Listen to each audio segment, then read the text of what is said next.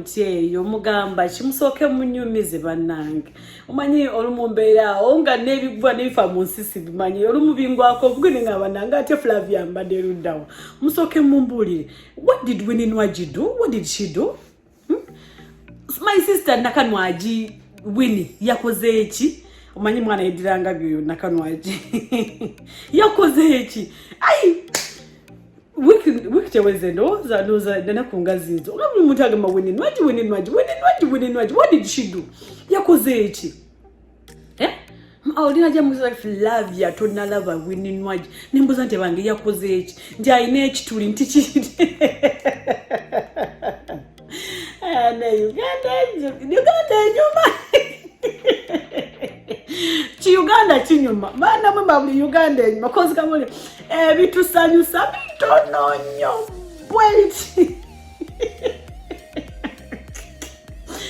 bitusanyusa mu Uganda bitono nnyo bweti kozi mwana nge Flavia Winnie Nwagi nimbuze yakoze kinti Winnie Nwagi yatwaza akabina nengamba akalirudawo nengenda ku Instagram ya Nwagi ninsangana kuefanyi kali ku swimming pool Flavia, did you see that dimple in Nwagi's butt?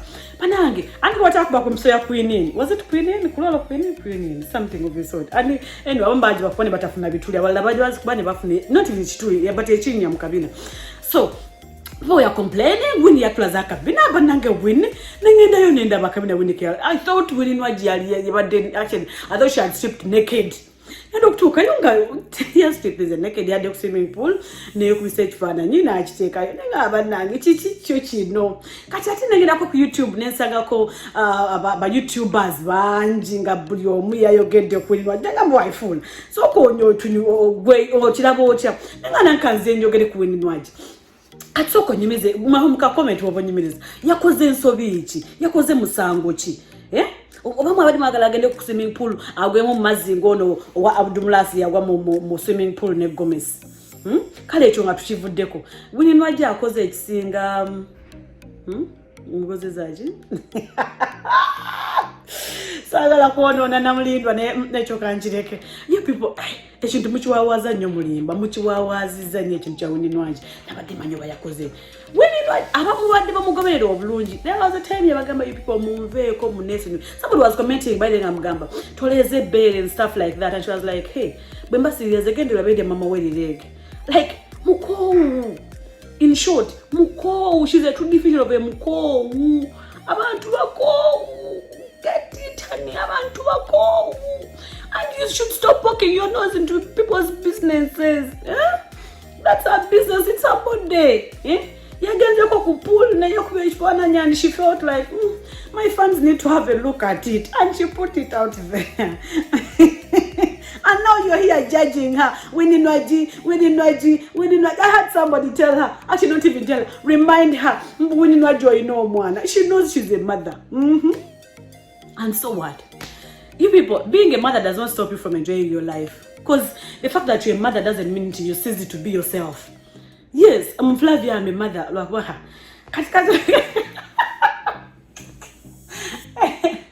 This is now stupidity. Can't look at my words. About it in the Spanish language. Anyway, but your mind ain't getting a way into you know. Oinenge jobida bagwala bakakilip kano biyo nange inenge yina bakake nabida bye muyange so buli omwana nenge jira mu ebintu nabi analyzinga nabiteka ku so like nabiteka ku so wani abamu ne babima amazi ne bisirira abani tubiwa amazi can tubiwa attention like what I'm doing right now because the fact that the much ogedeko nangambe convey yon chogedeko let's talk about it I mean me and you what did she do? She put out her pictures which is okay. And is it the first time that she's putting out such pictures? Yes or no? Ask yourself, yes or no? She's a celebrity. She found it maybe, my fans need to have a look at, and then she put it up. And then what? She broke the internet, somebody was telling me, And what next? Did she die? No, she did die. Did you die? You watched the picture, you did not die. And then what? Father local, where are you? I tell Sakana kugera ku videos next, you can't take it to be for another day. You people, Nwagi abagamba mumuleke. She's an artist, yes. She has a mother, yes, and she knows it, and she has not forgotten. I mean, performing her motherly duties, and she's performing them so well. So, she cow. yabadde ku swimming pool naye kubisa ekifaananyi alina ekinyangu Kabina si ye kachina men of you. I don't want to say men of us because I don't want to say men of us. But still banji babirina kakati mikwano tulika ebintu ebimu kubireka biyite. It's her life. Zikuzakayimba Bebe Cool. It's my life, mind your business. What I'm thinking is now that's the only song Nwaji is playing in her room or in her car, whatever she is. It's my life, mind your business. Racho uja kase pichi kange. We are all here ujaring Nwaji's kase pichi. It's her life. After all, if there's a price to pay in future, she will pay for it. If it is not there, then what? Let's all learn to mind our business. If we take it again, somebody was saying, Rema can't leave my dimple girl alone. But again, several people, several have been putting out pictures, putting on swimsuits, but you've not come out to comment the way you comment about Winnie Nwaji. Is it because she has a chubby body? Is it because she's what? I don't know. Because I've seen several artists have come out to put up pictures of them standing around the swimming pool. Some are in the swimming pool. I've seen Lydia Jasmine's pictures. I've seen Spice Diana's pictures. I've seen several pictures. But why Winnie Nwaji? Is it because of China Kabina? I'm going to say, is it Queen? I'm not so certain because and besides, let us move on. Several things we have to talk about and to think of. Several things that are stressing. That people are dying in Mulaga and we are here talking about Winnie Nwaji.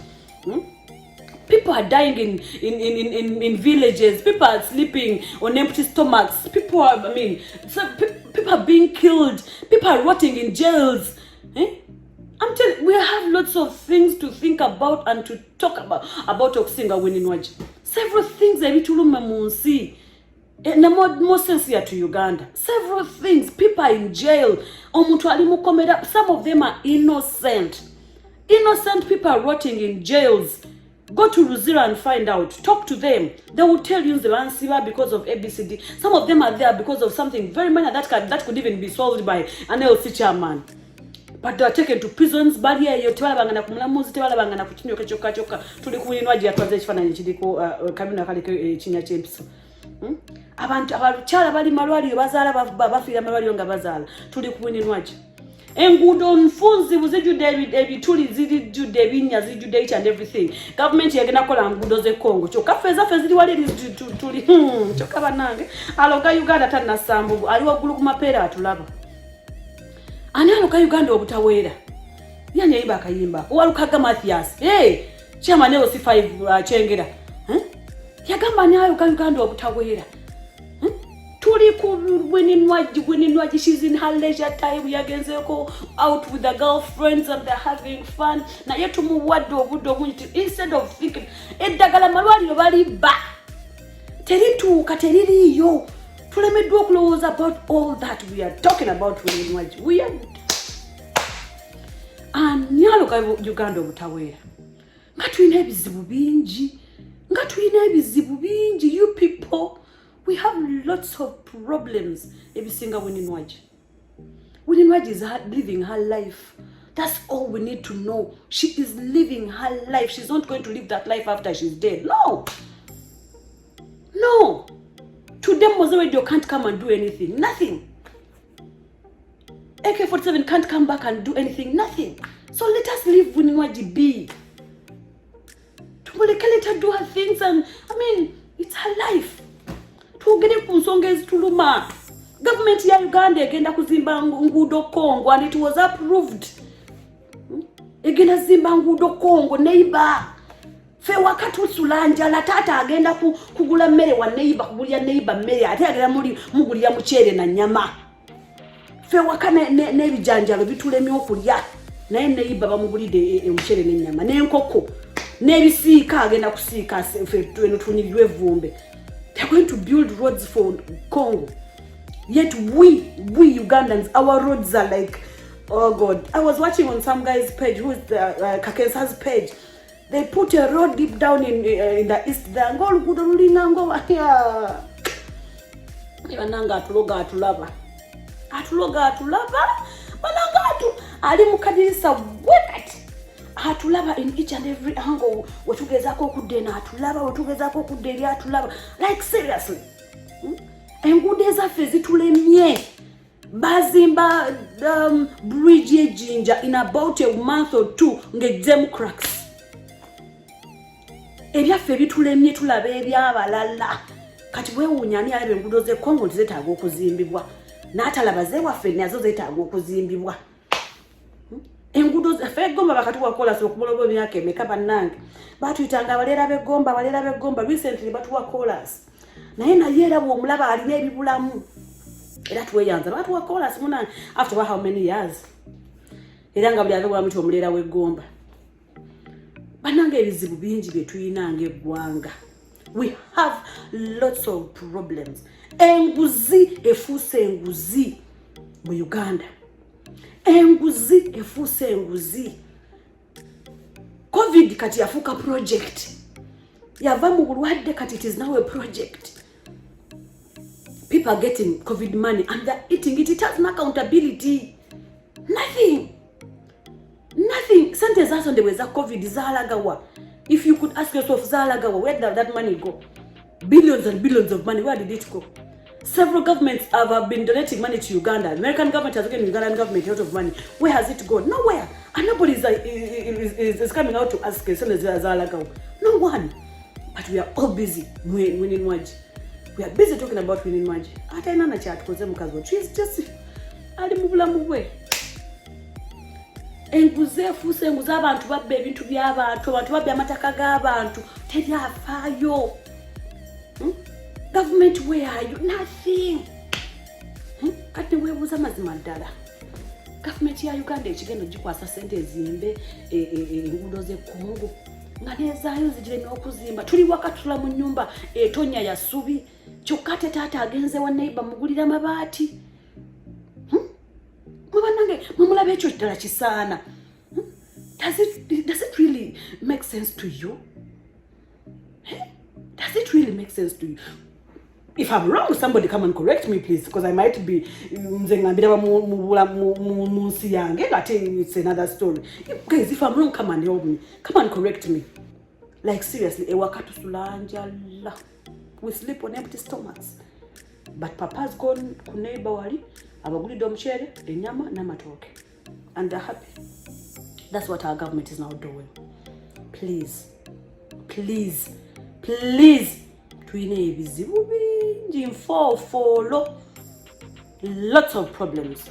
So let's come out and address those problems than we minding about individuals who are just living their life. Let's come out and talk about those problems. COVID time, the schools were closed. Now schools are open for cadet classes. But guess what? A school that had over 100 children, now 50 are not going to go back to school, or 40. Why? The parents can't afford school fees. Some girls got pregnant during the COVID period. And nobody's there to talk about it. Not even the government kati abana, because nobody has been working during COVID. Nobody.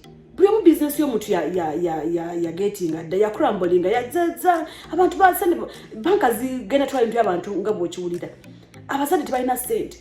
But because n'abasomesa oba n'abannanyini masomero baagala okufuna akasente, so they're also turning one of the requirements zolina okujja nazo mu somero COVID something. And the government has not talked about anything. Nothing. Government yaffe tudde butuuzi. Government yaffe wanange twesabire nze naawe. Let's pray for ourselves. Yeah, pray for ourselves. Let's pray for our children. Let's pray for our children, our grandchildren. Because these loans that the government has eaten today, even our grandchildren will have to pay for them. You might be jubilating. Hey, woo, hey, you people. But anyway, members of subscribing, I thank you so much for subscribing.